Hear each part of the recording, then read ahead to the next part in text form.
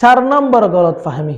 এমন কিছু লোক রয়েছে যাদের আকীদাও ঠিক আছে, নামাজও পড়েন, চরিত্রও সুন্দর, কিন্তু গুনাহ থেকে তারা বাঁচে না।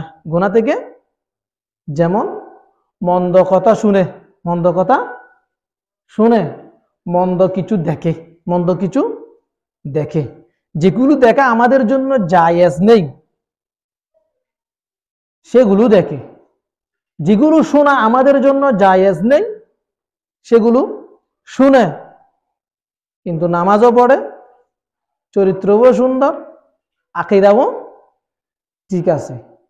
তাদের ব্যাপারে আল্লাহ রাব্বুল আলামিন ঘোষণা করলেন, আফাতুমিনুনা বিবাদিল কিতাবি ওয়া তাকফুরুনা বিবাদ।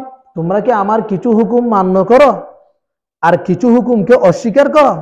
আল্লাহ তাআলার কিছু হুকুম মান্য করে আর কিছু হুকুম অস্বীকার করে আল্লাহর নিকটবর্তী হওয়া আমাদের জন্য কি নয়? সম্ভব নয়।